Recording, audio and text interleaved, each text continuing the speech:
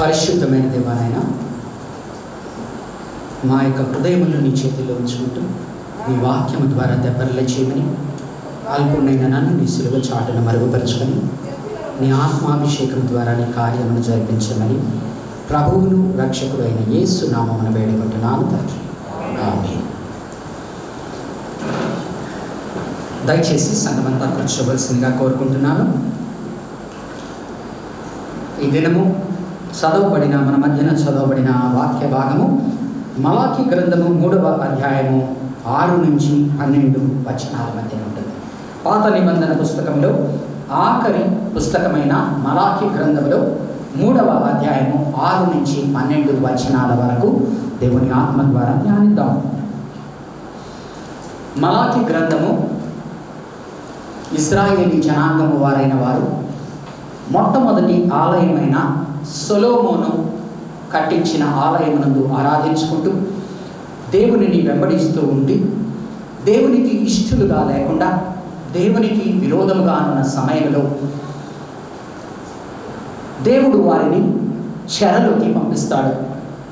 70 సంవత్సరములు బబులోను చెరలో వచ్చిన తరువాత వారిని వెనక్కి తెప్పించి కోరేషు మహారాజు యొక్క కృపను బట్టి ఆ తర్వాత ఆ యొక్క మీడ్స్ అండ్ పర్షియన్స్ మాదీయులు పెర్షియన్ల యొక్క కృపను బట్టి 2వ ఆలయాన్ని నిర్మించుకుంటారు, which is called as the second temple. ఎందుకు అనగా మొట్టమొదటి చెర సమయంలో బబులోను రాజైన నెబుకద్నెజరు ఆ యొక్క ఆలయాన్ని సంపూర్ణంగా కూలగొడతాడు.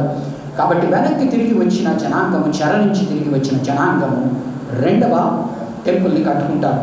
ఆ యొక్క ఆలయమునే లేటర్ ఆన్ సెకండ్ టెంపుల్ని హేరోదు నూతన నిబంధన సమయంలో 46 ఏళ్ల వ్యవధి తీసుకొని ఒక గొప్ప సౌధముగా కట్టడం జరుగుతుంది.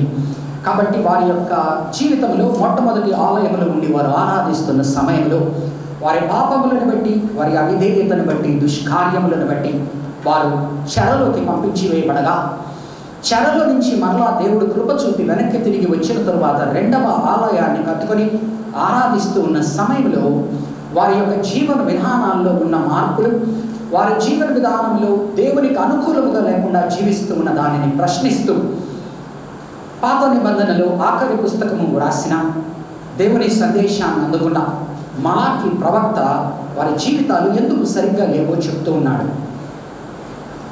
అలాగుననే ఈ దినము మన జీవితాలలో ఫేజెస్ ఉంటాయి. అనగా మోషే జీవితంలో 40 ఏళ్ళు ఒక దిశ అయితే నెక్స్ట్ 40 ఏళ్ళు ఒక దిశ అయితే ఆ తర్వాత 40 ఏళ్ళు ఒక దిశ. అలాగని మన జీవిత కాలంలో గమనించామంటే మనమందరం కూడా ఒక 7 ఏళ్ళుగా, ఒక 10 ఏళ్ళుగా కొన్ని దశలుగా మనం చూస్తాం. అలాగని ఈ సంఘ చరిత్రలో కూడా దశలు ఉన్నాయి అని నేను నమ్ముతూ ఉన్నాను. కాబట్టి కొత్త దశలో ఉన్న మన సంఘము పాత ఆలయ నిర్మాణము కాకుండా కొత్త ఆలయ నిర్మాణముగా, కొత్త ఆరాధనగా పునరావృతపరచుకొని దేవుడిని వెంబడించేటువంటి సమయంలో దేవుని యొక్క కృపను బట్టి ఆయన మనల్ని ఆశీర్వదించి దీవిస్తూ ఉండగా మనలో ఏవైతే తప్పులున్నాయో వాటిని పరిశుద్ధ గ్రంథము ఆనాటి దేవుని భక్తులైన, దేవుని బిడ్డలైన ఇశ్రాయేలు జనాంగానికి ఎత్తి చూపినట్లే మనల్ని కూడా ఎత్తి చూపినప్పుడు వాటిని మనం సరి చేసుకుంటూ ముందుకు వెళితే మరింత ఆశీర్వదింపబడతాం. మనందరికీ కావలసినది వ్యక్తిగతముగా నేను ఆశీర్వదింపబడాలి, నా కుటుంబము ఆశీర్వదింపబడాలి, నా పెద్ద కుటుంబము ఆశీర్వదింపబడాలి, నా సంఘము ఆశీర్వదింపబడాలి, మీ అందరి కోరికే. కాబట్టి ఈ దినము అటువంటి ఆశీర్వాదాలకు అడ్డుకునేటువంటి ఏంటి, అట్టి ఆశీర్వాదాన్ని పెంపొందించేటువంటి ఏంటి అని ఈ యొక్క 3వ అధ్యాయము 6 నుంచి 12 వచనాలు చూసుకుందాం. కొంత కఠినంగా ఉంటాయి మాటలు. ఎవరికైతే ఇవి వర్తించవో వారు దీన్ని కఠినంగా తీసుకోవాల్సిన అవసరం లేదు. కానీ ఎవరైతే దీని ఎందుకు తప్పి ఉంటారో వారికి చాలా కఠినంగా వినపడతాయి, చాలా పరుషంగా అనిపిస్తాయి, చాలా ఎబ్బెట్టుగా అనిపిస్తాయి. కానీ ఎవరైతే దేవుని చిత్తానుసారముగా ఈ యొక్క వాక్య భాగంలో వ్రాయబడిన వాటిని ఆచరిస్తూ ఉన్నారో వారికి వినసొంపుగా ఉంటాయి. ఇంకా ఆశీర్వాదాలు పొందుకోవడానికి నేను ఇంకా ఇలాగ చేయాలి అనిపిస్తుంది. కానీ అలాగున కాకుండా ఉండే వారికి గుచ్చినట్లుగా ఉంటుంది. ఎందుకంటే దేవుడు ఇశ్రాయేలు జనాంగం వారి దుస్థితికి ఏ కారణమై ఉన్నదో ఆ దుస్థితిని గర్దిస్తూ ఉన్నాడు గనక ఈ దినం నీ జీవితము, నీ కుటుంబ జీవితము, నీ ఆర్థిక పరిస్థితి, బహుశా ఈ పాపాల వల్ల కనుకైతే ఆయన హెచ్చరిస్తున్నాడు, గద్దిస్తున్నాడు, సరి చేసుకోమంటున్నాడు. 3వ అధ్యాయం 6వ వచనంలో అంటున్నాడు, ఆయన మార్పు లేని దేవుడు అని గుర్తు చేస్తున్నాడు. దేవుడు నిన్న, ఈరోజు, రేపు ఒక్కడే, ఒక్కలాగునే ఉంటాడు అంటున్నాడు. కాబట్టి మొట్టమొదటగా మనం దేవుని గురించి అర్థం చేసుకోవలసినది, దేవుడు మార్పు లేని దేవుడు. నీ ప్రకారముగా ఆయన మారడు. ఆయన ఎలాగుంటాడో ఆయన అలాగనే ఉంటాడు. నీవు ఆయనకు అనుగుణముగా మారాలనే కానీ ఆయన నీకు అనుగుణముగా మారడు.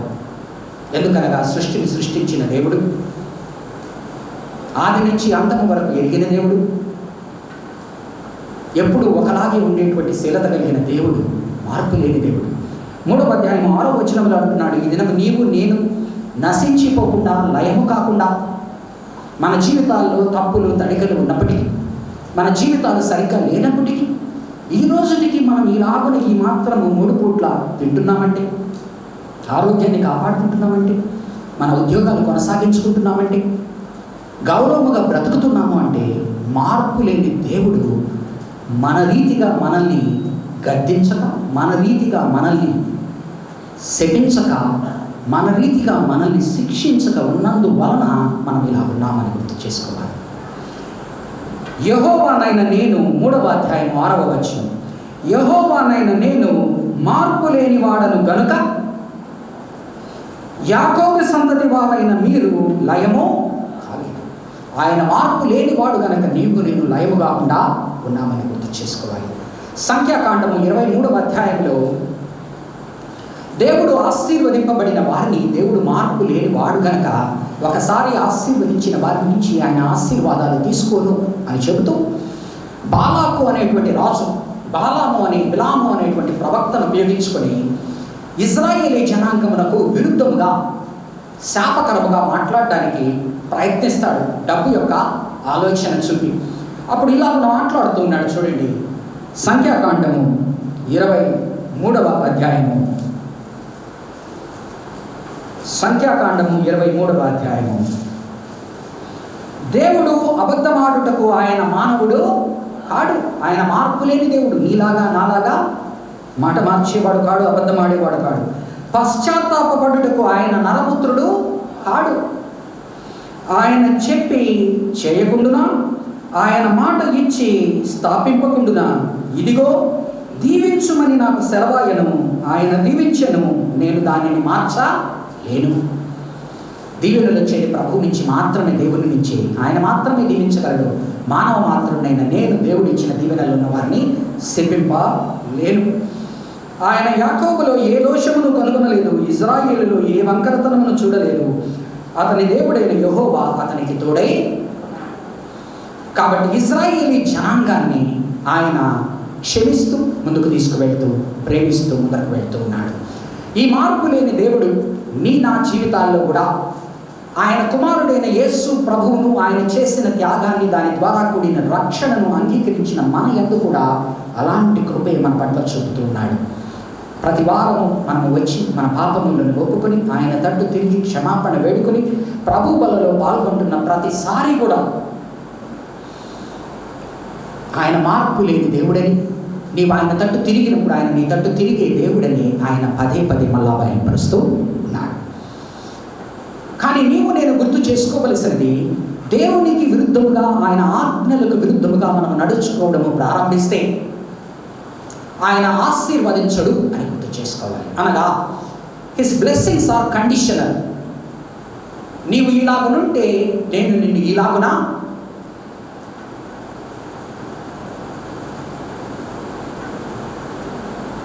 నీవు ఇలాగునుంటే, దయచేసి డిస్టర్బ్ చేయకండి. మా చిన్నపిల్లల ద్వారా సండే స్కూల్ ఉన్నది, పైన కూర్చోబెట్టండి, కింద కూర్చుంటే డిస్టర్బెన్స్ అవ్వకూడదు. నీవు కనుక దేవుని ఆలోచన విధానానికి విరుద్ధముగా ఉంటే దేవుని నుంచి శాపం పొందుకుంటావు అంటున్నాడు.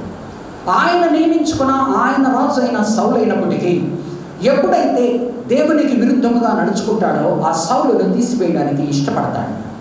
ఆ సౌలును తీసివేసి తనకు హృదయానికి అనుసారి అయిన దావీదును ఆయన నియమించుకోవడానికి ఉపయోగించుకుంటాడు. అనగా తన ప్రజలలోనే ఇజ్రాయేలీ జనాంగాన్ని ఆశీర్వదిస్తానన్న తను తాను పెట్టిన రాజు అయిన సౌలు తనకు అనుకూలముగా లేకుండా తన మనస్సును, తన హృదయాన్ని దేవునికి విరుద్ధముగా, దేవునికి అవిధేయతగా ఉన్నట్టుగా చూపినప్పుడు సౌలును పక్కకు తీసి తన హృదయానుసారైన దావీదును పగ్గము పెట్టేటువంటి, పట్టము నెక్కించేటువంటి వాడుగా ఉన్నాడు. కాబట్టి దేవుడు మార్పు లేనివాడు కనుక మనము లయగాకుండా ఉన్నాము. అదే సమయంలో మనము మన యొక్క పాపములో కొనసాగుతూ ముందుకు కనుక వెళుతూ ఉంటే ఆయన మనల్ని పక్కన పెట్టి మన ప్రజలలోనే ఇంకొకరిని వాడుకోగలిగిన దేవుడు అని, ఒకవేళ మనం ఆయనకు అనుకూలముగా లేకుంటే, ఆయన తన కుమారుడైన యేసు ప్రభువుని రక్షకునిగా పంపించినప్పుడు, ఇజ్రాయేలీ జనాంగము ఆయనను తృణీకరించినప్పుడు, ఆయన నా ప్రజలు కానివాడు అనబడిన అన్యుల నుంచి సైతము లేపుకొని అన్యులను ఆశీర్వదించడానికి సిద్ధపడిన దేవుడు మార్పు లేని వాడే. కానీ తన ఆలోచన విధానం ప్రకారంగా నీవు నడుచుకోకుంటే అది నీకు, నీ వ్యక్తిగత జీవితానికి, నీ కుటుంబ జీవితానికి, నీ భవిష్యత్తుకు మంచిది కాదు అని గుర్తు చేస్తూ సౌలు ద్వారా మాట్లాడుతున్నాడు. చూడండి, సమూయేలు గ్రంథము, మొదటి సమూయేలు గ్రంథము 15వ అధ్యాయము, మొదటి సమూయేలు గ్రంథము 15వ అధ్యాయము 22 నుంచి 23 వరకు చదువుతాను. మొదటి సమూయేలు గ్రంథము 15వ అధ్యాయము. తాను సెలవిచ్చిన ఆజ్ఞను, ఈ వచనం నేను ఎందుకు చదువుతున్నానంటే, ముందు నా ఆజ్ఞలను మీరు ధిక్కరించారు అని చెప్తాడు. ఆ ఆజ్ఞలలో ఒకటి నా యొక్క దశమ భాగాలు, ప్రతిష్టార్పణలు అనేది మాట్లాడబోతున్నాడు. కనుక ఆయన ఆజ్ఞను మనం అర్థం చేసుకోకపోతే ఈ దినము మనకు ఆశీర్వాదాలు లేవు అని ఎంత మొరబెట్టినా, ఆనాడు సౌలు ఏ విధముగా అయితే సోదెగాడి దగ్గరికి, సోదె గద్దె దగ్గరకు వెళ్ళి ఏడ్చుకోవలసి వస్తుందో, ఆయన మాటను, ఆయన ఆజ్ఞను ధిక్కరించి ఆయనకు దూరముగా వెళ్తే సోదెగాళ్లను, మాంత్రికుల్ని మనం ఏది ఆచరించి వెంబడించినా మనకు ప్రయోజనం ఉండదు అని గుర్తు చేస్తున్నాడు. 22వ వచనం 15వ అధ్యాయం. తాను సెలవిచ్చిన ఆజ్ఞను ఒకడు గైకొనుట వలన యెహోవా సంతోషించినట్లు ఒకడు దహన బలులను అర్పించుట వలన ఆయన సంతోషించునా? ఆలోచించుము. బలులు అర్పించుట కంటే ఆజ్ఞను గైకొనుటయు, ఆజ్ఞను గైకొనుట అన్నిటికంటే ప్రాముఖ్యమైనది. నీ విశ్వాసము కన్నా, నీ ప్రార్థన కన్నా, నీ విశ్వాసము, నీ ప్రార్థన దేని ద్వారా బయలుపరచబడుతుంది? ఆయన ఆజ్ఞకు నీవు లోబడ్డావా లేదా అన్నదాన్ని బట్టి నీ విశ్వాసం ఏంటో, నీ ప్రార్థన ఏంటో అర్థమవుతుంది. చాలాసార్లు నేను ప్రేమించాను అంటాము, నేను ఆయనతో ఉన్నాను అంటాము, ఆయన చెప్పినట్టుగా మనం వినకపోతే ఆయనతో లేదంటే అవి కళ్ళబుల్ల మాటలే. దానిలో మనం ఎక్స్పర్ట్స్ అయిపోతాం చాలాసార్లు.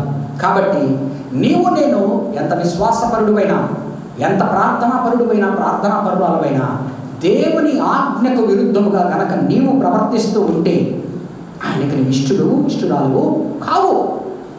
నూతన నిబంధన ఆలోచన విధానాన్ని బట్టి విశ్వాసం, ప్రార్థన, నిరీక్షణ, ఈ మాటల్ని మనం లోడ్ చేసి చేసి చేసి we have forgotten the commandments of God.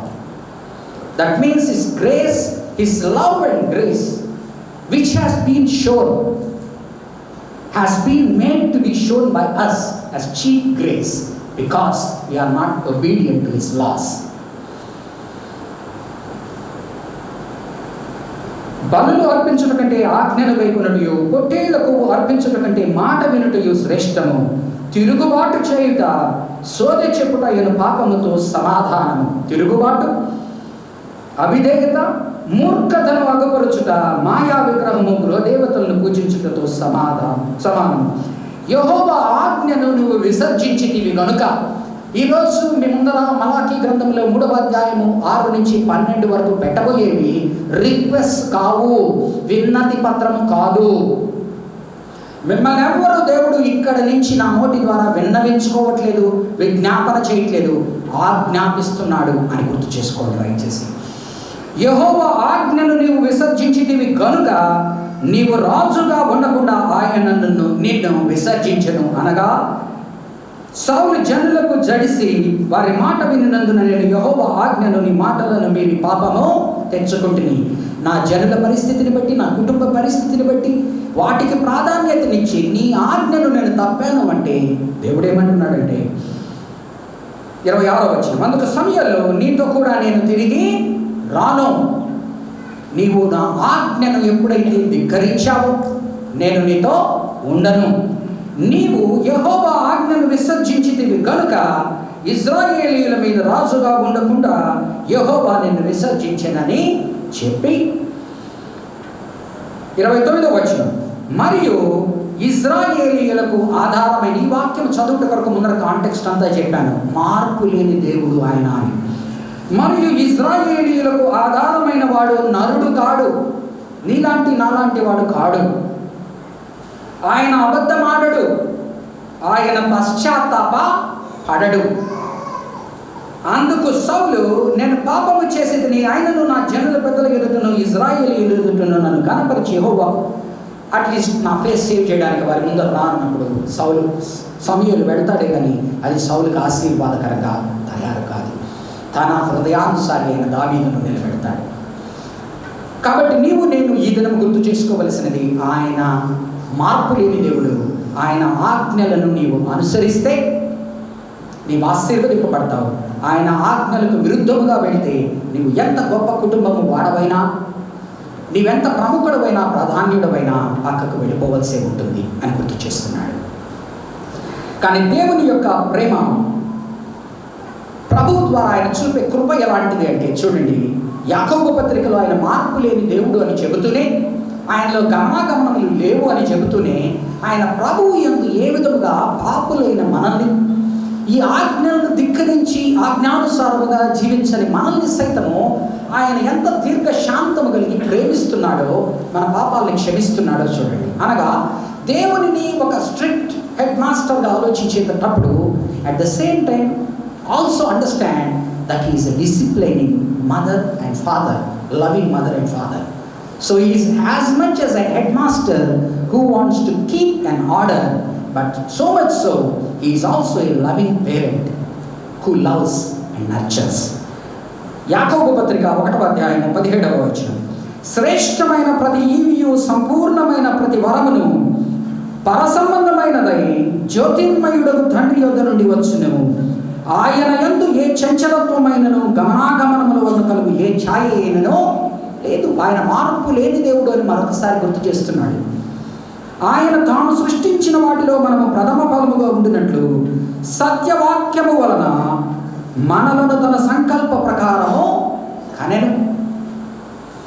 నీవు నేను పాపములో ఉన్నప్పటికీ, ఆయన ఆజ్ఞలను ధిక్కరిస్తూ ఉన్నప్పటికీ, ఆయనకు విరుద్ధముగా ఉన్నప్పటికీ, కల్లబొల్ల మాటలు చెబుతున్నప్పటికీ, మన మనుషుల చుట్టుపక్కల ఉన్న మనుషుల్ని మోసం చేస్తున్నప్పటికీ, ఒక్కొక్కసారి నిన్ను నువ్వు మోసం చేసుకుంటున్నప్పటికీ, ఆయనైతే మార్పు లేని దేవుడు కనుక, నీవు పాపిమవుతావని తెలిసి ప్రేమించిన దేవుడు కనుక, నీవు పాపములు ఉంటే వదిలేసే దేవుడు కానీ కాదు, కానీ ఆ పాపం ఎందు నుంచి బయటికి తీసుకొచ్చే దేవుడు. కాబట్టి ఈ మార్పు లేని దేవుడు మనకుండగా మనం ఎలాంటి వారమై ఉండాలి? ఆనాటి ఇశ్రాయేలీ జనాంగాన్ని గురించి మాట్లాడుతూ, వారు కూడా మార్పు లేని మనుషుల వల్లే ఉన్నారట. ఎలాగనైతే నీవు నేను నాకు పుట్టకతో వచ్చినవి పుడకలతోనే పోతాయి అనేటువంటి విధముగా మార్పు లేకుండా మన పాపాలను, మన తప్పులను చేసుకుంటూ పోతూ అలాగనే ఉండేటువంటి వారముగా కాకుండా, ఆయన నూతన ఆయన సత్యవాక్యము ద్వారా ఆయన ఎప్పుడైతే ఆయన సంకల్ప ప్రకారం నిన్ను నన్ను కనెనో, నీవు నేను నూతన సృష్టి అని గుర్తు చేసుకోవాలి. బయట పుట్టకతో వచ్చినవి పుడకలతోనే పోతాయంటారు, కానీ మనం నమ్మేది రెండవ పుట్టక ద్వారా, రెండవ జన్మ ద్వారా, ప్రభువుని అంగీకరించిన ద్వారా వచ్చే నూతన జన్మ ద్వారా పొందుకొని పరిశుద్ధాత్మ ద్వారా మనము నూతన సృష్టి అయి ఉన్నాము. పాతవి గతించి ఉన్నవి, ఇవిగో అన్నిటినీ నేను కొత్త చేసేదని. అలాంటి కొత్త వారంగా మనము ఉండాలి. అలాగ ఉండాలంటే ఎప్పటికప్పుడు మనం ఆయన తట్టు తిరుగుతూ ఉండాలి. చూడండి 7వ వచనం చూడండి, మలాకీ గ్రంథము 3వ అధ్యాయం 7వ వచనము, మీ పితరుల నాటి నుండి మీరు నా కట్టడలను గైకొనక వాటిని త్రోసివేసిరి. ఇది ఈనాటి మిస్టేక్ కాదంటున్నాడు. This is not a thing that has happened in this generation for you people, but it has been happening from long back with your elders, with your forefathers. అయితే మీరు నా తట్టు తిరిగిన ఎడల, మీరు నా తట్టు తిరిగిన ఎడల నేను మీ తట్టు తిరుగుదునని సైన్యములకు అధిపతి యెహోవా సెలవీయగా, ఆ డిబేట్లోకి వెళ్ళేదానికన్నా ముందర ఒక్కసారి జకర్యా గ్రంథము, దీనికన్నా మలాకి కన్నా ముందరున్న పుస్తకంలో జకర్యా గ్రంథము 777వ పేజీలో ఉంటుంది పాత నిబంధనలో. జకర్యా గ్రంథము 1వ అధ్యాయము 2 నుంచి 6 వచనాలు చదువుతున్నాను.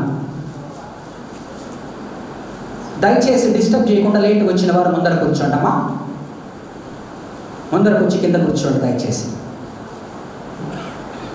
యెహోవా మీ పితరుల మీద బహుగా కోపించెను, కాబట్టి నీవు వారితో ఇట్లనుము, సైన్యములకు అధిపతియగు యెహోవా సెలవిచ్చున్నదేమనగా, ద బైబిల్ సేస్, మీరు నా తట్టు తిరిగిన ఎడల నేను మీ తట్టు తిరుగుదునని సైన్యములకు అధిపతియగు యెహోవా సెలవిచ్చుచున్నాడు. ఈరోజు తిరిగేది ఎవరి వశంలో ఉందంటున్నాడు? నీ వశంలో ఉందంటున్నాడు. నీవు నా తట్టు, మనం అంటాం కదా, మనం ఎవరైనా వచ్చారనుకోండి, మనకు ఆ తట్టు చూపిస్తాము, ఫస్ట్ వాళ్ళు మనకు గుడ్ మార్నింగ్ చెప్పాలి, ఫస్ట్ వాళ్ళకి ప్రైజ్ ది లార్డ్ చెప్పాలి. అంటే ఏంటి? మనకన్నా వారు తక్కువ వాళ్ళు అనుకున్నప్పుడు కానీ వాడికి మన అహం. మరి మనకే అంత అహం ఉన్నప్పుడు దేవునికి ఇంకెంత అహం ఉంటుంది? దేవుని యొక్క క్యారెక్టర్ని బట్టి నీ పాపాలని నా పాపాలని భరిస్తూ కోట్ల ఏళ్ల నుంచి పడుతున్నవాడు ఆయన ఏమంటున్నాడు? చూసి చూసి చూసి విసిరి వేసారిపోయిన వాడు, నీవు నా తట్టు తిరుగుము, నేను నీ తట్టు తిరుగుతాను. పదే పదే నేను నా తట్టు తిరిగి నా విలువ కోల్పోతూ నీకు నా విలువ ఏంటో తెలియకుండా ఉండేటువంటి పరిస్థితికి అవసరం ఉన్నప్పుడు నా పేరు వాడుకోవడము, సాక్ష్యం చెప్పడము, నీ అవసరం తీర్పుగానే పక్కకి వెళ్ళిపోయి నీ జీవితం నువ్వు జీవించడం కనుక నీవు నా తట్టు తిరిగిన ఎడల నేను నీ తట్టు తిరుగుదును. ఇదే సైన్యములకు అధిపతి యెహోవా వాక్కు, నేను మీ పితరుల వంటి వారై ఉండవద్దు, ముందరున్న ఆలోచన విధానాలు కలిగి ఉండవద్దు, పాత ఆలోచన విధానాలు కలిగి కొత్త వాడవి నీవు కాలేవు. మీరు మీ పితరుల వంటి వారై ఉండవద్దు, పూర్వీకులైన ప్రవక్తలు సైన్యములకు అధిపతి యెహోవా సెలవిచ్చినదేమనగా, ఆయన ప్రవక్తలను పంపించాడు. ఈ 40 ఏళ్ల చరిత్రలో మాట్లాడుతూనే ఉన్నాడు సంఘముతో, ఆయన పంపించిన సేవకుల ద్వారా. మీ దుర్మార్గతను మీ దుష్క్రియలను మాని తిరుగుడని వారికి ప్రకటించినను వారు వెనక పోయిరి, నా మాట ఆలకించకపోయిరి. ఇదే యెహోవా వాక్కు. మీ పితరులు ఏమైనారు? వారి అభ్యుదయం ఏంటి? వారి ఆశీర్వాదం ఏంటి? వారు ఇప్పుడు ఎక్కడున్నారు? ప్రవక్తలు నిత్యము బ్రతుకుదురా? సేవకుడు వస్తాడు, కొన్ని రోజులు చేసుకుంటాడు, దేవుడి మాట చెప్తాడు, వెళ్ళిపోతాడు, కలకాలం ఉంటాడా? కానీ వాడి మాట నిలబడదా? అయినను నా సేవకులైన ప్రవక్తలను నేను సెలవిచ్చిన మాటలను కట్టడలను మీ పితరుల విషయములు నెరవేరలేదా? నా ప్రవక్త ద్వారా పంపించిన ప్రతి తీర్పు వాక్యము ఇశ్రాయేలు జనాంగం మీద జరగలేదా? మరి వారి మీద జరిగినది మీ మీద జరగదా? నెరవేరగా వారు తిరిగి మన ప్రవర్తనను బట్టి క్రియలను బట్టి యెహోవా మనకు చేయదలిచిన ప్రకారముగా ఆయన అంతయు మనకు చేసి ఉన్నాడని చెప్పుకుని, God is on the right, I am on the wrong, దేవుడు చేసిందే సరి అని వారు ఒప్పుకున్నారట.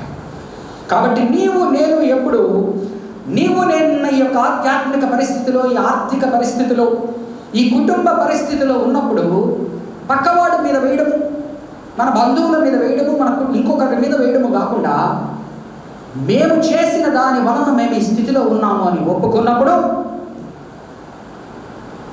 దేవుడు మనతో మాట్లాడడానికి సిద్ధపడతాడు. ఆయన మాటలు మనకు అర్థమయ్యేదానికి సిద్ధమవుతుంది, మనం ముందుకు పోవడానికి మనకు వీలు అవుతుంది అంటున్నాడు. మలాకి గ్రంథము 3వ అధ్యాయము 8 నుంచి 9 వచనాలు చదువుతున్నాను. ఏమంటున్నాడంటే 8-9 వచనాల్లో, మారుము, తిరుగుము, దేవుని వైపు తిరుగుము. ఏ విధంగా తిరగాలంటున్నాడు?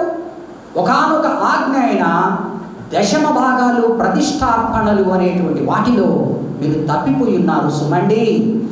ఈ దినము మీ పితరులు సంపాదించిన ఆస్తులు మీరు అనుభవిస్తూ ఉండవచ్చు. మీ పితరుల యొక్క విశ్వసనీయతను బట్టి మీ దగ్గర ఆస్తులు ఉండవచ్చు. కానీ మీరు దేవుని యందు తప్పిపోయారు కనుక ఈ దినము మీరు ఈ దీనస్థితిలో ఉన్నారు. మీ పిల్లలను రానున్న భవిష్యత్ తరముల్లో ఆ దీనస్థితికి తీసుకోబోతున్నారు అంటున్నాడు. 8వ వచనం నుంచి 9వ వచనం, 7వ వచనం ఆఖరి భాగం నుంచి చదువుతాను కనెక్టివిటీ కూడా. మేము దేని విషయములో తిరుగుదుము అని మీరందరూ దేవుడు అంటున్నాడు నా వైపునకు తిరగండి, నా వైపునకు తిరగండి అంటుంటే సమంజసంగానే వీళ్ళు అడుగుతున్నారు. ఎవరికి వాళ్ళు మనం సరిగ్గా ఉన్నాం అనుకుంటాం కనుక దేంట్లో కరెక్ట్ చేసుకోవాలయ్యా, నేను అన్నింటిలో కరెక్ట్గానే ఉన్నాను కదా, నాకెందుకు ఈ కష్టాలు వచ్చాయి అనేటట్టుగా మనం ఉంటాం.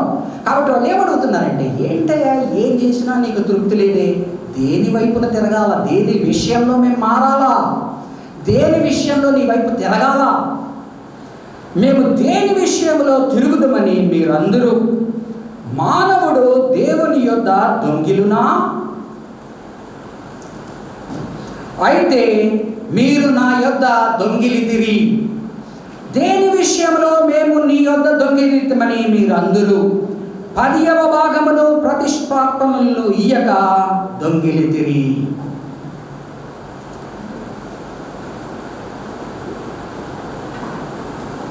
మన ఇంట్లో ఉన్న పని మనిషిని మనం దొంగ అన్నాం అనుకోండి, తెలిసి తెలియకుండా, ఆ తర్వాత మన దొంగ కాకపోతే మనం ఎంత బాధపడతాం? ఒకరి మీద దొంగ అనే అభియోగం వేయాలంటే ఎంత ఆలోచిస్తాము? ఎందుకని?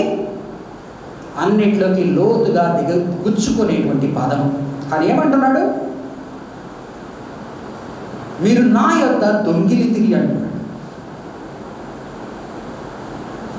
మేము దేని విషయంలో తిరుగుదామని మీరందరూ, మానవుడు దేవుని యొద్ద దొంగిలునా, అయితే మీరు నా యొద్ద దొంగిలితిరి. దేని విషయంలో మేము నీ యొద్ద దొంగిలితిమని మీరందరూ 10వ భాగమును ప్రతిష్టార్పణలను ఇయ్యక దొంగిలితిరి. ఒకరు ఇద్దరా ఇక్కడ ఉన్న కొంతమందినేనా అంటున్నాడు. ఏమంటున్నాడో చూడండి. ఈ జనులందరూ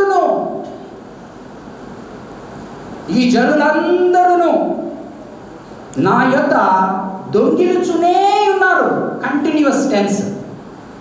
ఈ జనులందరూ నా యొద్ద దొంగిలుచునే ఉన్నారు.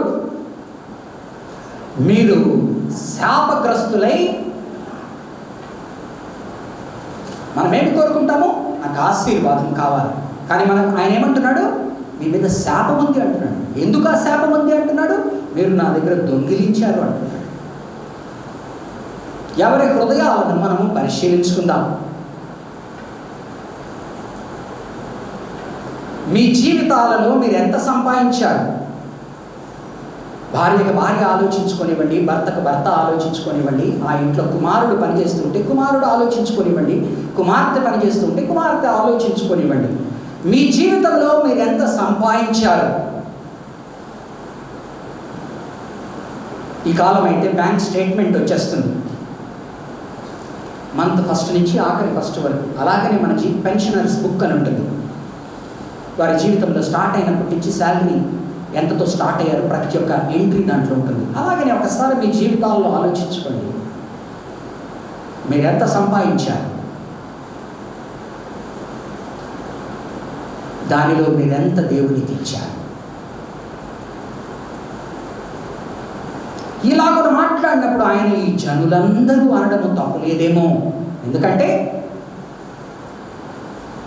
మనమందరము కూడా ఆయన నుంచి మనము పొందుకున్న దానిలో, ఇంకా ప్రతిష్టార్పణల గురించి నేను మాట్లాడట్లేదు. 10వ భాగంతో ప్రతిష్టార్పణలు అంటే ఇంకా యాడ్ అవుతాయా? నీకు 10,000 వస్తుంటే 1000 దశమ భాగం అయితే ప్రతిష్టార్పణలు అంటే ఇంకో 200 యాడ్ చేయొచ్చా? వీటి యందు మీరు దొంగిలించుచునే ఉన్నారు. ఎందుకు మనం అలాగ చేస్తాము?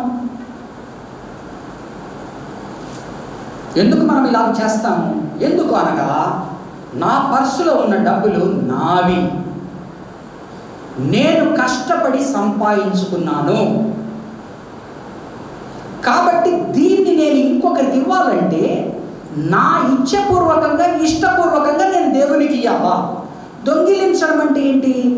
నాకు 10,000 వచ్చింది, నా 10,000లో నేను జాగ్రత్తగా ఉన్నాను, ఇంకొకటి దగ్గర నుంచి 1,000-5,000 తీసుకోలేదు, ఇంకొకటికి అప్పు తీర్చకపోతే దాన్ని దొంగిలించడం అంటారు. మనలో ఉన్న నీతిమంతులం అందరం ఏమనుకుంటాము? మన దగ్గర ఉన్న 10,000లో 1,000కి కొంత తక్కువ దేవునికి ఇస్తే అది దొంగిలించడం కాదు. ఎందుకంటే నాకున్న దానిలో నేను దేవునికి ఇస్తున్నాను, ఆయనది నేను దొంగిలించడం ఏంటి? ఇది నా కష్టార్జితము కదా.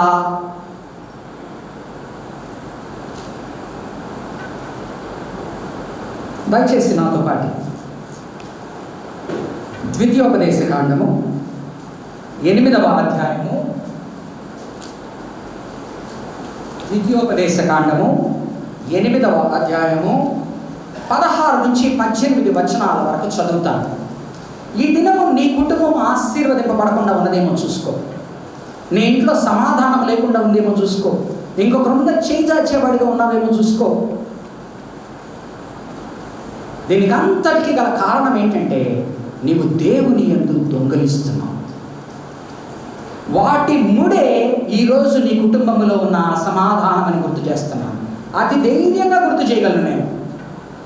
If something is not right in your family, check your financial balance statement with God. దేవునితో నీ యొక్క ఆడిట్ రిపోర్ట్ని ఒకసారి చూసుకో. నీవు 18వ ఏట సంపాదించడం ప్రారంభించి ఉంటే ఆ రోజు నుంచి ఏమి సంపాదించావో చూసుకో. దాని యందు నీవు 10వ భాగమును తీసి నీ కొరకు కాక దేవునికి ఖర్చు పెట్టావా లేదా చూసుకో.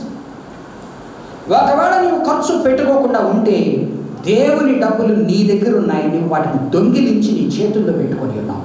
దానివల్ల నీ ఇంట్లో ఈరోజు అసమాధానం ఉన్నది, ఆనందం లేదు, ఇంకొకరి దగ్గర చేయి చాచి అడుక్కుంటున్నావు.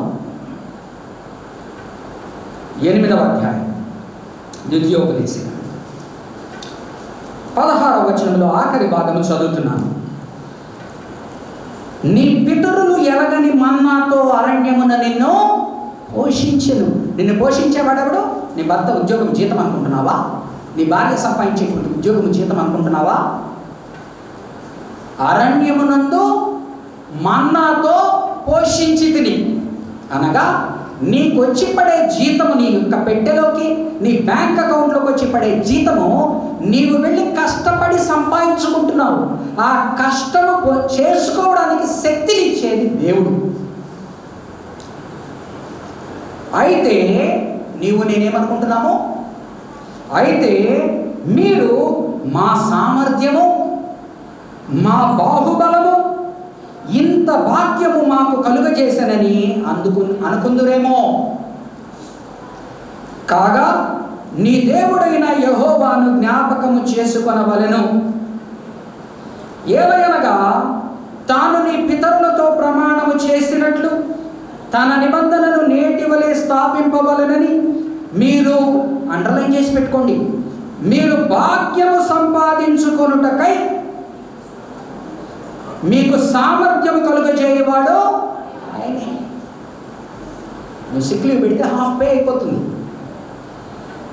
గవర్నమెంట్ ఉద్యోగం వస్తే నీకు సెక్యూర్డ్ ఇన్కమ్ వస్తుంది. ఒకనాడు పెన్షన్ ఉండేది. నువ్వు చాలా గొప్పవాడు అనుకుంటున్నావు, గొప్పదానం అనుకుంటున్నావు.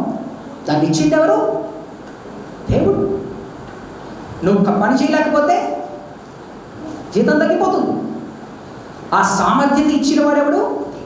కాబట్టి ఈ దినము నీ దగ్గర ఉన్నది నీది కాదు సుమే. ఒకవేళ నీది అనుకుంటున్నావు కనుక నువ్వేం చేస్తున్నావంటే దీనిలో నుంచి నేను తీసి దేవునికి ఇవ్వాలా అంటే ఏదో పెద్ద మెహర్బానీ. కానీ ఆయన ఏమంటున్నా అంటే ఇది నీది కాదు సుమి అని గుర్తు చేస్తున్నా.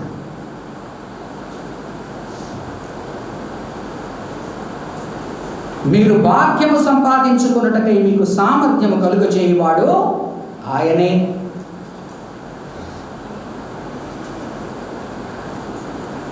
నాలుగవదిగా వచనం 10వ వచనం చదువుతాను. ఈ యొక్క ఇప్పటి వరకు చదివిన దానిలో అర్థం చేసుకోండి. మీ కుటుంబాలలో మీరు కోరుకున్న రీతిగా ఆశీర్వాదము లేదు అంటే చెక్ దిస్. మనుషులు మెప్పించేదానికి ఏది చేయకండి. దేవునిని మెప్పించాలంటే ఆయన ఆజ్ఞలకు నీవు లోబడి ఉండాలి. ఆ ఆజ్ఞకు నీవు లోబడకపోతే ఇజ్రాయేలీ జనాంగానికి ఇచ్చిన ఆశీర్వాదము మీరెప్పుడు తలగా ఉంటారు కానీ తోకగా ఉండరు.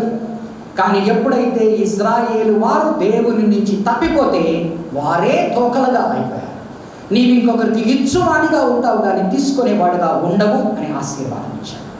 కాబట్టి ఇది నూతన నిబంధన విశ్వాసులుగా ఎంతో కొంత ఇది మన మీద ఉన్నది అని నేను నమ్ముతూ ఇక్కడున్న ప్రతి వ్యక్తి, సంపాదించే ప్రతి వ్యక్తి, సంపాదించే ప్రతి కుటుంబము దేవునికి ఇచ్చుట యందు నమ్మకముగా ఉన్నారా లేదా అన్నది సరిచూసుకోండి.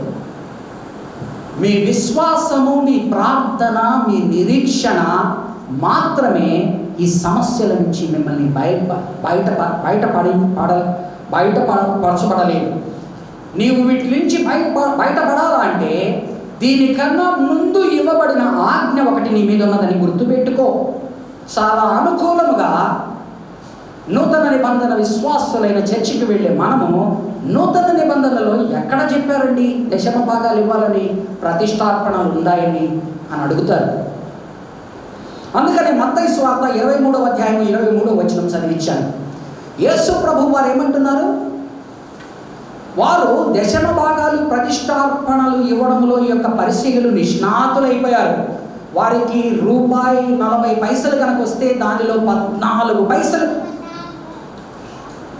₹1.40 లాభం సంపాదించుకుంటే కరెక్ట్ 14 పైసలు తెచ్చి వేయడానికి సిద్ధపడుతున్నారు. వారితో ఆయన మాట్లాడుతున్నది ఏంటంటే, వీటికన్నా ముందర ఒకటి ఉన్నది, దయ, జాలి, కరుణ, న్యాయము, నీతి అనేది ఒకటి ఉన్నాయి. వాటిని మీరు తప్పిపోయారు, వీటి ఎందుకు సరిపోయారు. ఈరోజు నూతన నిబంధన విశ్వాసాలుగా మనం ఏమయ్యాము? దయ, జాలి, కరుణ, నీతి, న్యాయం గురించి ఎక్కువ మాట్లాడతాము, వీటిని పక్కన పెడతాం. 2 కాళ్ళు సరిగ్గా ఉంటేనే నడక సరిగ్గా ఉంటుంది. ఒక కాలు కొరసైతే దాన్ని ఏమంటారు? పోలియో వచ్చినప్పుడు నడవలేము, కుంటుతాం. అలాగనే పాత నిబంధనను అర్థం చేసుకుంటూ నూతన నిబంధనలు దాన్ని కొట్టివేశాడా లేదా అని అర్థం చేసుకోకుండా పాత నిబంధన ప్యాసేజీని పాత నిబంధనకు అప్పచెప్పించి కొత్త నిబంధనలు అది లేదని ఒకవేళ నిన్ను నువ్వు భ్రమ పెట్టుకుంటూ ఉంటే, మోసపెట్టుకుంటూ ఉంటే, ఆ యేసు ప్రభు ఇక్కడ ఉన్నప్పుడే పరిశీలన చూసి మాట్లాడుతున్నాడు. మత్తయి సువార్త 23:23.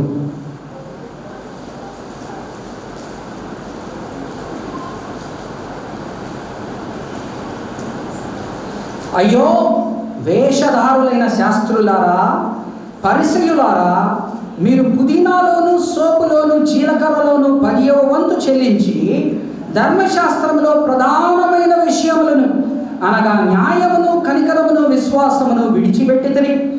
వాటిని మానక వీటిని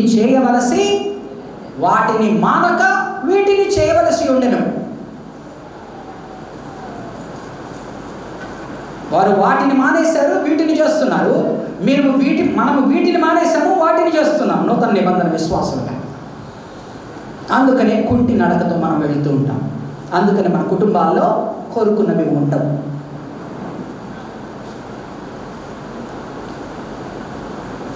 వచనం చదువుతున్నాను. దశమ భాగాల గురించి మార్పు లేని బోధ. ఏం మాట్లాడాడు? మార్పు లేని దేవుడు మాట్లాడుతున్నాడు. మార్పు లేని మనుషులుగా మనం ఉండద్దు అంటున్నాడు. దేని యందు మేము మారాలయ్యా అని ఏమి తెలియని వాళ్ళలాగా, అమాయకుల్లాగా మాట్లాడుతున్న వారితో నువ్వు దేనిలో మారాలో నీకు తెలియదా దొంగ అంటున్నాడు. నా బోధలో కూడా మార్పు లేదు అంటున్నాడు. 10వ వచనం. నా మందిరములో ఆహారం ఉండునట్లు 10వ భాగమంతయు మీరు నా మందిరపు నిధిలోనికి తీసుకొని రండి. దీన్ని చేసి మీరు నన్ను శోధించిన ఎడల నేను ఆకాశపు వాకిండ్లను విప్పి పట్టజాలమంచ విస్తారముగా దీవెనలు కుమ్మరించదనని సైన్యములకు అధిపతి యెహోవా. ముందరేమన్నాడు? 8-9 వచనాల్లో శాపగ్రస్తులు నువ్వు ఎలాగయ్యావో మాట్లాడాడు. 10వ వచనంలో నువ్వు ఆశీర్వదింపబడేది ఎలాగనో చెప్తున్నాడు. ఏంటా మార్పు లేని బోధ? ఎప్పటి నుంచి స్టార్ట్ అయింది ఇవ్వడం అనేది దేవునికి? ఎవరైనా బొంతెత్తి చెప్పండి అమ్మా. ఫస్ట్ దశమ భాగం ఎవరిచ్చారు అమ్మా? పెద్దగా ఏబేలు ప్రతిష్టాపననిచ్చాడు, దశమ భాగంగానే తీసుకుంది.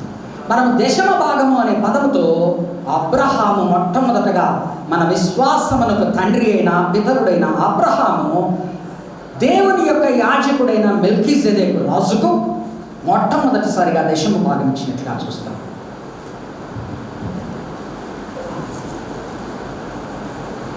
14వ అధ్యాయము ఆదికాండము 18 నుంచి 20 వచనాల వరకు చదువుతున్నాం. షాలేము రాజైన మెల్కీసెదెకు రొట్టెను ద్రాక్షరసమును తీసుకుని వచ్చెను. అతడు సర్వోన్నతుడకు దేవునికి యాజకుడు. అప్పుడు అతడు అబ్రహామును ఆశీర్వదించి, ఆకాశమునకు భూమికి సృష్టికర్తయును సర్వోన్నతుడైన దేవుని వలన అబ్రహాము ఆశీర్వదింపబడును గాక అనియో. ఏమంటున్నారు? బ్లెస్సెడ్ ఆర్ యు అంటున్నాడు. ఇప్పుడు 10వ వచనంలో మలాకీలో ఏం చెప్తున్నాడు? నువ్వు ఆశీర్వదింపబడాలంటే అబ్రహాం ఎందుకు ఆశీర్వదింపబడ్డాడు అంటున్నాడు చూడండి. నీ శత్రువులను నీ చేతికి అప్పగించిన సర్వోన్నతులకు దేవుడు స్తుతింపబడునుగా కానీ చెప్పెను. అప్పుడు అతడు అబ్రహాము అన్నిటిలో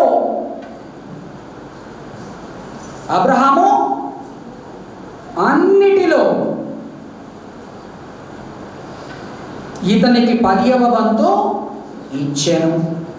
కుమారుడైన యాకోబు ఏమి నేర్చుకున్నాడు? 28వ అధ్యాయము ఆదికాండము 28వ అధ్యాయము ఆదికాండము 20 నుంచి 22 వచనాల్లో 28వ అధ్యాయము. అప్పుడు యాకోబు తన తల్లిని తండ్రిని వదిలేసి ఒక చిల్లు సంచి చేతిలో పట్టుకొని ఆస్తిపాస్తులు లేక అన్న యొక్క ఆగ్రహాన్ని ఎదుర్కొంటూ కట్టు బట్టలతో పరిగెట్టి వెళ్తూ ఉన్నాడు. వెళ్ళేటప్పుడు యాకోబు తను ఆశీర్వదింపబడడానికి ఏమి నిబంధన చేసుకున్నాడు? అప్పుడు యాకోబు, నేను తిరిగి నా ఇంటికి క్షేమముగా వచ్చున్నట్లు. మీ ఇళ్లలో క్షేమంగా ఉన్నారా మీరు? నాకు తోడయ్యండి, నేను వెళ్ళుచున్న ఈ మార్గంలో నన్ను కాపాడి. ఇంతవరకు ఇక్కడున్న ప్రతి ఒక్కరిని దేవుడు కాపాడుతున్నాడా? తినుటకు ఆహారమును అందరం 3 పూట్ల తింటున్నామా? ఆహారమును, ధరించుకొనుటకు వస్త్రములను, ఎన్ని వస్త్రాలు ఉన్నాయంటే మన డ్రై క్లీనింగ్ బిల్లు మన బట్టలు కొనదానికన్నా ఎక్కువైపోయేంత. ఒక చీర ఒక షర్టు మనలో ఎప్పుడు వేస్తామో తెలియనంత. నాకు దయచేసిన ఎడల యెహోవా నాకు దేవుడై యుండును, మరియు స్తంభముగా నేను నిలిపిన ఈ రాయి దేవుని మందిరమును, మరియు నాకిచ్చు యావత్తులో. అక్కడ ఏమన్నాడు? అన్నిటి యందు. ఇక్కడ ఏమంటున్నాడు? నేను వదలండి, ఒక్క పదం దొరికినా వదలను, ఒక్క పదం దొరికినా వదలను. నీకు చూపించాల్సింది అన్నిటి యందు 10వ భాగం ఇచ్చింది. ఇక్కడ యావత్తులో 10వ వంతు నిశ్చయముగా నీకు చెల్లించదనని. ఓ సహోదరుడు సహోదరి, నువ్వు కట్టుగుడ్డలతో బయటకు వచ్చావా? ఇంకా ఇల్లు లేదా? ఇల్లు కొనుక్కోవాలని ఆశపడుతున్నావా? హౌసింగ్ హోల్డర్లు ఉంటాయి. వీటన్నిటికీ కిటికేంటి? దేవునికి ఇవ్వడం ప్రారంభించు, నీ అవసరతలు దేవుడు తీర్చడం ప్రారంభిస్తాడు. ఎందుకనగా అది దేవుని ఆజ్ఞ. నీవు ఇష్టపూర్వకంగా ఒప్పుకుంటే నీకు ఆశీర్వాదం, ఇష్టపూర్వకంగా లేకపోతే ముక్కు పిండి ఇంకొక రకంగా వసూలు చేస్తాడు. అది మనకు అంత మంచిది కాదు.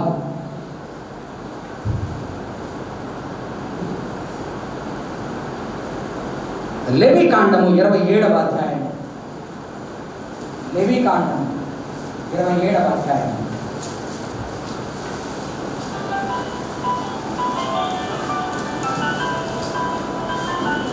30వ వచనం.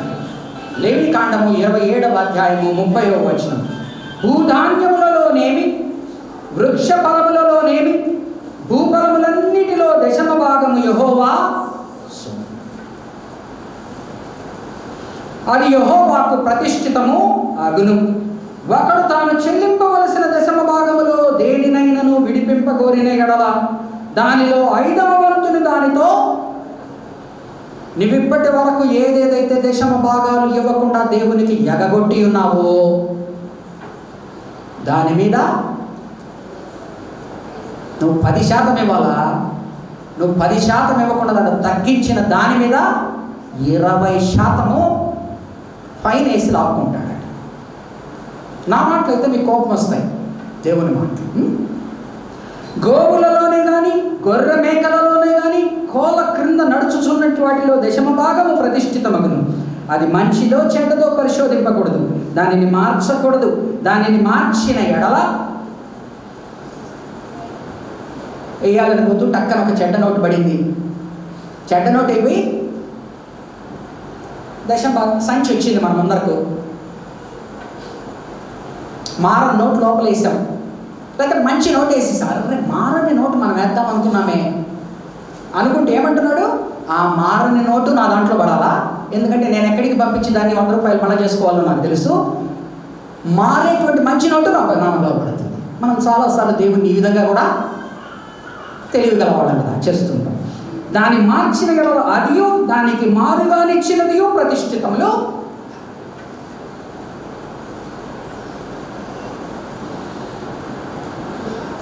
సంఖ్యాకాండంలో ఈవెన్ లెవీయులు సైతము ఇవ్వవల అని రాయబడి ఉంటుంది. పాస్టర్లేమి పెద్దలేమి లెవీయులు సైతము ప్రతి ఒక్కరు ఇవ్వాలా అని రాయబడి ఉంటుంది. చదువుతాను, తన జోలికి పోను, ఎందుకంటే అందరం ఇచ్చేవాళ్ళమే అనుకుంటున్నాను. 18వ అధ్యాయము 26వ వచనము, సంఖ్యాకాండము 32వ వచనం. ఈ దశమ భాగాల్ని ఎలాగను వాడాలా? ఒక మాట చెప్తాను. దశమ భాగాన్ని నీవు దేవుని మందిరంలోకి తెచ్చి ఇస్తే నీవు ఆశీర్వదింపబడతావు. నువ్వు తెచ్చి ఇచ్చావు, నీవు ఆశీర్వదింపబడతావు. ఆ దశమ భాగాల్ని సరైన రీతిలో ఉపయోగించవలసిన బాధ్యత ఎవరి మీద పెట్టబడింది? ఎవరి మీద పెట్టబడి ఉన్నది? ఆ మందిరపు మంచి చెడ్డలు చూసుకోవడానికి పెద్దలుగా నిర్ణయింపబడిన వారి చేతిలో పెట్టబడి ఉన్నది. కాబట్టి ప్రజలు ఇందాక ప్రేమ్ సాగర్ గారు చదివారు, 2 లక్షల రూపాయల దాకా వచ్చినట్లుగా చదివారు. ఎంతో ఆనందకరమైన వార్త, అందరూ ఇస్తున్నారు. మంచిది, దేవుడు మిమ్మల్ని ఆశీర్వదించును కాక. నెల అయ్యేటప్పటికి 4 లక్షలు 4.5 లక్షలు డబ్బులు వస్తూ ఉన్నాయి. అనగా ప్రజలు దేవుని ఆజ్ఞను అనుసరించి దశమ భాగాలను లోపలికి తెస్తున్నారు. ఎవరైతే దశమ భాగాలను లోపలికి తేవడం లేదో వారు పాస్టరే కానీ పెద్దలే కానీ విశ్వాసులే కానీ లోపలికి తెమ్మని దేవుని యొక్క వాక్యం చెప్తూ ఉన్నది. ఆ తెచ్చిన తరువాత దానిని సరిగా ఖర్చు పెట్టవలసిన బాధ్యత ఎవరి మీద ఉన్నది? ఆ యొక్క మందిర ఆలయాన్ని చూసుకోవడానికి ఏర్పరచబడిన ఒక్కొక్క సంఘములో ఒకలాగా పాస్టర్లు పెద్దలేని, కొన్ని చోట్ల పెద్దలే కానీ ఎవరైతే ఆ యొక్క ఆధ్వర్యంలో ఉన్నారో ఖర్చు పెట్టవలసి ఉంది. ఇచ్చిన వారు ఆశీర్వదింపబడుతున్నారు. ఖర్చు పెట్టవలసిన వారు సరైన రీతిలో దాన్ని ఖర్చు పెట్టకపోతే కూడా శాపము పొందుతారు. ఏ విధముగా ఖర్చు పెట్టాలా? దశమ భాగాల్ని ఏ విధముగా ఖర్చు పెట్టాలా? వాక్యానుసారంగా చూద్దాం. ప్రతి విశ్వాసితో మాట్లాడుతున్నాను. నీవు సంపాదించిన ప్రతి దానిలో 10% దేవునిది. నేను ఇంకా లీనియంట్గా దేవుడు నన్ను క్షమించును గాక ప్రతిష్టార్పణ తీసి నూతన నిబంధనలు కొంత పక్కన పెట్టాను. పాత నిబంధన ప్రకారం అయితే దశమ భాగాలు ప్రతిష్టార్పణలు. కాబట్టి ప్రతి ఒక్కరు గుర్తుపెట్టుకోండి. ఎక్కడికి రావాలని చెప్తున్నాడు? ఆలయ మందిరములోకి ఆహారం ఉండునట్లుగా. నీవు ఎక్కడైతే వాక్యానుసారమైన బోధ పొందుతున్నావో, ఏ ఆలయముతో నీవు కట్టుబడి ఉన్నావో ఆ ఆలయములోకి నీ యొక్క దశమ భాగాన్ని తెస్తావు. నీవు తెచ్చినప్పుడు నీవు ఆశీర్వదింపబడతావు. సరిగా ఖర్చు పెడితే పెద్దలు ఆశీర్వదింపబడతారు. వారు ఖర్చు పెట్టలేదు కదా అని ఒకవేళ మీకు ఏదైనా సందేహాలుండి సంశయాలుండి, నా దశమ భాగం ఎంత కష్టమైన దాంట్లో నేను ఇస్తున్నాను కదా, అది సరిగా ఖర్చు పెట్టబడుతూ ఉందో లేదో అనుకున్నప్పుడు దేవుడు అంటున్నది, నీ వరకు నువ్వు ఇవ్వు. వారి వరకు వారితో ఎలా మాట్లాడాలో వారితో నేను మాట్లాడతాను. వారిని అడ్డుగా పెట్టుకొని, అనగా నీవనుకుంటున్న రీతిగా దశమ భాగాలు ఖర్చు పెట్టబడడం లేదని, ఆలయ నిర్మాణ పనులు జరగడం లేదని నీవివ్వక మానేస్తే అది నీకు శాపం, చేయక మానేస్తే అది వారికి శాపము. నీ వరకు నీకు ఆశీర్వాదం కావాలంటే తీసుకునిరా. చాలాసార్లు ఏం జరుగుతుంది, మన మెయిన్ లైన్ చర్చెస్ ఎందుకు దుస్థితికి వచ్చేస్తాయి? ఒకసారి ఎంతోమంది విశ్వాసులు ఈరోజు సంఘములో నామకార్థముగా మాత్రమే మెంబర్స్గా ఉంటారు. వారి యొక్క పుట్టిన దినాల కొరకు, వారి యొక్క బాప్తిస్మాల కొరకు, వారి యొక్క పెళ్లిళ్ళ కొరకు, వారి భూస్థాపితాల కొరకు ఉంటారు. రకరకాల కారణాల వలన సంఘములో ఉన్న అస్థిరత్వాన్ని బట్టి కానీ, వారి అపనమ్మకాలను బట్టి కానీ, ఎక్కడ వాక్యము బాగుందనిపిస్తుందో, ఏ సంఘములో వారికి ఆదరణ దొరుకుతుందో అక్కడికి వెళ్ళిపోతుంటారు. ఇక్కడ సంఘముతో ఆ యొక్క సంబంధ బాంధవ్యాలు పెట్టుకోవడానికి వారి 10,000 వారి దశమ భాగం అయితే 2,000 ఇక్కడ వేస్తుంటారు, 8,000 వాళ్ళకి దోచినట్టు చేస్తుంటారు. కానీ నీవు గనక ఏ సంఘముకు వెళ్తూ ఉన్నావో, ఏ సంఘంతో కట్టుబడి ఉన్నావో ఆ సంఘంకు తీసుకువెళ్ళు అని దేవుడు బోధపరుస్తున్నాడు. ఈ సంఘములకు వచ్చి ఇక్కడ వాక్యము ద్వారా ఈ ఆలయ భాగంలో కనుక నీవు ఆశీర్వదింపబడుతూ ఉంటే నీ దశమ భాగాలు ఇక్కడికి రావాలి అని నేర్పిస్తున్నాడు. ఎందుకైతే వారు ఇక్కడికి రాకుండా ఉన్నారో దాని విషయాలను సరిచేసుకోవాల్సిన బాధ్యత మనందరి మీద ఉంటూ ఉండగా దానిలో మనం ఖర్చు పెట్టే విధానం ఏ విధముగా ఉండాలి చూడండి. దశమ భాగాల గురించిన బోధ 14వ అధ్యాయం, ద్వితీయోపదేశకాండము 14వ అధ్యాయం, ద్వితీయోపదేశకాండము 14వ అధ్యాయం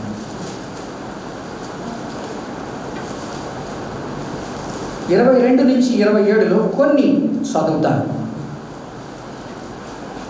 చాలామంది అభ్యంతరం వచ్చేది ఏంటంటే ఆనాడైతే గొర్రెలు ఉన్నాయా, ఆనాడైతే ద్రాక్ష ఫలాలు ఉన్నాయా, వాటిల్లో దశమ భాగాలు తెస్తారు, డబ్బుల పరంగా తెస్తారా, ఈనాడు నేను నూతన నిబంధనలు లేదు అని. ఆ రోజు వాళ్ళకి చెప్పింది ఏంటి, మీ ఆలయము ఒక చోట ప్రతిష్ఠింపబడుతుంది, ఆ ఆలయం దూర ప్రదేశంలో ఉన్నప్పుడు మీ యొక్క గొర్రెలను బర్రెలను అక్కడికి వెళ్ళలేకపోతే వీటిని అమ్మి వెండిగా కన్వర్ట్ చేసుకొని అక్కడికి వెళ్ళి ఆ రూపంలో ఇవ్వండి అంటున్నాడు. కాబట్టి ఇది పాత నిబంధనకు సంబంధించినది మాత్రమే కాదు, కొత్త నిబంధనలో కూడా నిర్వర్తించబడినదే కాకుండా ఇది గొడ్డు గోదాకి సంబంధించినదే కాదు, ఈ ప్రతి సంపాదనకు సంబంధించినదని గుర్తు చేసుకోమని కోరుకుంటూ 14వ అధ్యాయం, దశమ భాగాలు దేవుని యొక్క మందిరంలోకి తెమ్మంటున్నాడు. నా మందిరంలోకి మీరు తెండి అంటున్నాడు. దాన్ని ఏ విధముగా ఖర్చు పెట్టాలి?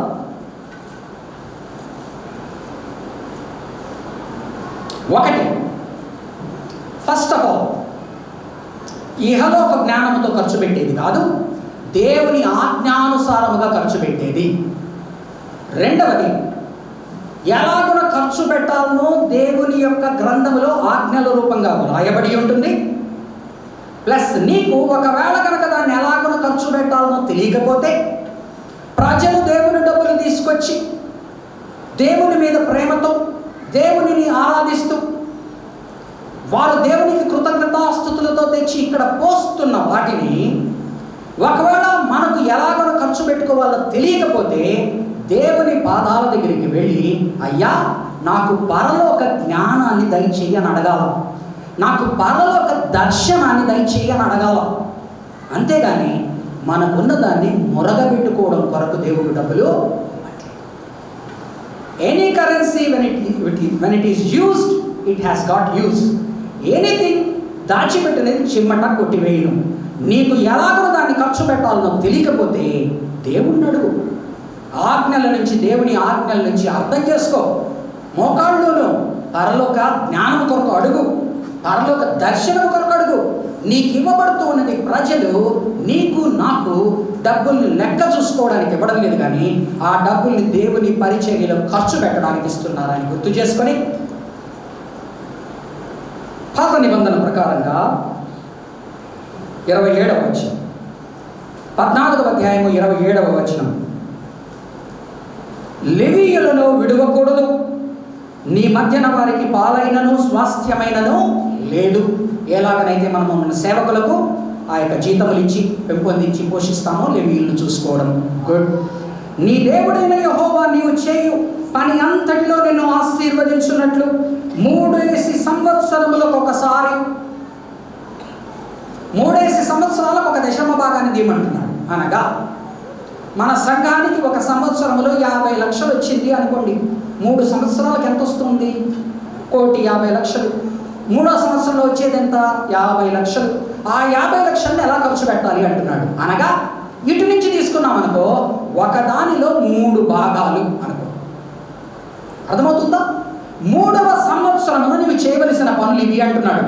కాబట్టి నీవు 1 సంవత్సరం దాన్ని 3 పార్ట్లు చేసుకున్నా కూడా అదే. ఏం చెప్తున్నాడో చూడండి. నీ దేవుడైన యెహోవా నీవు చేయు నీ చేతి పని అంతటిలో నిన్ను ఆశీర్వదించున్నట్లు 3 సంవత్సరములకు ఒకసారి ఆ ఏట నీకు కలిగిన పంటలో 10వ వంతంతయు బయటికి తెచ్చి నీ ఇంట ఉంచవలెను. అప్పుడు నీ మధ్యన పాలైనను ఆస్తిపాస్తులు లేని వారిని, స్వాస్థ్యము లేని వారిని, స్వాస్థ్యమైనను లేని లేవీయులను, నీ ఇంటనున్న పరదేశులను. పరదేశం ఎవరు? తన రైట్స్ తను లేకుండా దేశంలో ఉండేవాడు, సంఘంలో ఉండేవాడు. పరదేశులైనను, తండ్రి లేని వారును, ఆర్ఫన్స్. నీ ఇంటనున్న పరదేశులను, తండ్రి లేని వారును, విధవరాండ్రులు వచ్చి భోజనము చేసి తృప్తి పొందుతారు. కాబట్టి ప్రజలు డబ్బులు తెచ్చి లోపలిస్తున్నారు, ప్రజలు ఆశీర్వదింపబడి వెళ్తూ ఉన్నారు. నీవు నేను అధికారంలో ఉన్న మనము ఆశీర్వదింపబడాలి అంటే దేవుని యొక్క ధనాన్ని దేవునికి ఇష్టమైన విధంగా ఖర్చు పెట్టడం ఎలాగో అర్థం చేసుకోవడానికి మొట్టమొదట ఆజ్ఞల నుంచి అర్థం చేసుకోవాలి. పాత నిబంధన ఆజ్ఞల ప్రకారంగా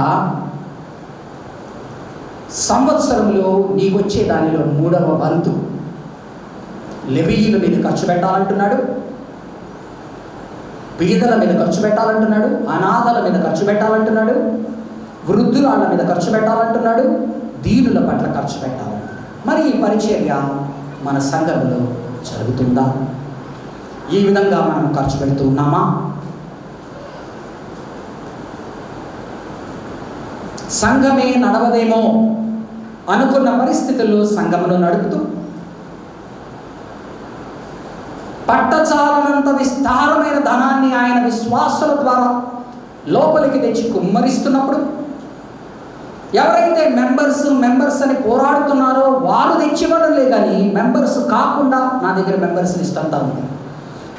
ఎవరెవరైతే మెంబర్షిప్ లేదు, మాకేముందయ్యా, మా పేరు చదవాల్సిన అవసరం లేదు, మేము ఎవరు తెలియని అవసరం లేదని వారు ఈ సంఘంలో ఇస్తున్నారు. ఏ హక్కులు మాట్లాడకుండా, ఏ మెంబర్షిప్ హక్కు, లోకపరంగా మాట్లాడుతున్నాను, లోకపరంగా ఒక్క నిమిషం పక్కకు వస్తున్నాను. కావాలంటే దశమ భాగాల లిస్ట్ మీరు చూసుకోండి, మీ దగ్గర మెంబర్షిప్ లిస్ట్ మీరు చూసుకోండి. ఎవరైతే మెంబర్స్ కాము, మాకు మెంబర్షిప్ ఏమీ అవసరం లేదండి, మేము దేవుడిని నమ్ముకున్నాం, ఇక్కడ ఆలయం ఉన్నది, ఇక్కడికి మేము వస్తున్నాము, దేవుడు మాకు ఇవ్వమన్నాడు, మేము ఇస్తున్నాము అన్న వాళ్ళ భాగం చూడండి. సంవత్సరం అంతా నెలంతా అయ్యేటప్పటికి లెక్క చూడండి. Those who are members, those who are not members are giving as much as who are not members, if possible more so. ఇంత ధనము మనం చూసుకోవడానికి ఇస్తున్నాడా? రోజు లెక్క పెట్టుకోవడానికి ఇస్తున్నాడా? దాచిపెట్టుకోవడానికి ఇస్తున్నాడా? దేవుని పరిచర్యలో ఖర్చు పెట్టడానికి ఇస్తున్నాడు. నీవు దేవుని ఆజ్ఞ ప్రకారంగా దాన్ని ఖర్చు పెట్టిన ఎడల నీవు, నీ కుటుంబము, నీ సంఘము ఆశీర్వదించబడతాయి. సహోదరి సహోదరుడా, చెప్పవలసింది ఎంతో ఉన్నప్పటికీ ముందు 15 నిమిషాలు వేరే ఒక దీన్ని మాట్లాడబట్టి దశమ భాగాల్లోకి రాలేకపోయాను. ఏది ఏమైనప్పటికీ దశమ భాగములు ప్రతిష్టార్పణ అనేది దేవుడిచ్చు ఆజ్ఞ. ఆ ఆజ్ఞను నీవు పాటించు, ఆశీర్వదింపబడతావు. ఆ ఆజ్ఞ నుంచి నువ్వు పక్కకు వైదొలుగు, శపింపబడతావు. ఇప్పటికీ సమయం మించిపోయింది లేదు. నీవు సంపాదించిన ప్రతిదానిలో దశమ భాగాన్ని దేవునికి వెరవకు, దేవుడు 10 నీకు ఇస్తాడు. ఆ ఇచ్చిన దాన్ని ఏ విధంగా ఖర్చు పెట్టాలనో మోకాళ్ళలోనండి పెద్దలందరూ కూడా ప్రార్థన చేయండి, దర్శనము కలిగి ఉండండి. ఆ పరలోక దర్శనం వైపు ముందుకు పెట్టండి. స్వార్థ పరిచర్య మీద ఖర్చు పెట్టండి, బీదల మీద ఖర్చు పెట్టండి, అనాథల మీద ఖర్చు పెట్టండి, వృద్ధుల మీద ఖర్చు పెట్టండి, దీనుల పట్ల ఖర్చు పెట్టండి. ఇచ్చిన కొలది జీవపు ఊటలాగా ఈ యొక్క సంఘంలో డబ్బులు విస్తరిస్తాయి. మన దగ్గరే ఉంచుకుంటే, మనకు ఎలాగో ఖర్చు పెట్టుకోవాలని తెలియకపోతే దేవుడు మనకివ్వవలసిన అవసరం లేదు, ఇంకెవరో దేవుని పని చేసే వాడికి ఇస్తాడు.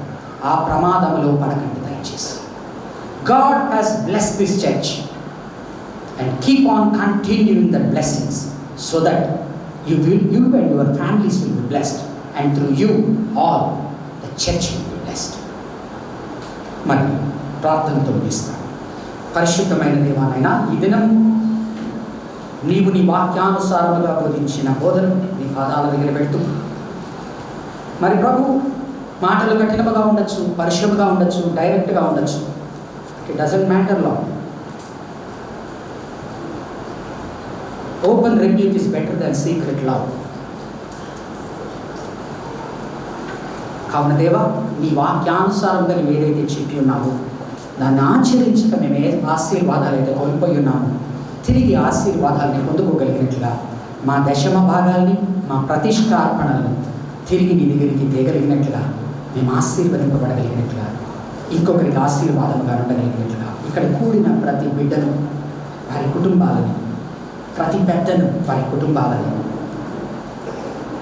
అన్యులేమి, ఆప్తులేమి, దీనులేమి, రథములేమి, ప్రతి ఒక్కరిని గుర్తు చేసుకొని ఆశీర్వదించి నియమించమని ప్రభువును రక్షకుడు అయిన యేసుక్రీస్తు నామమున వేడుకుంటున్నాను తండ్రి.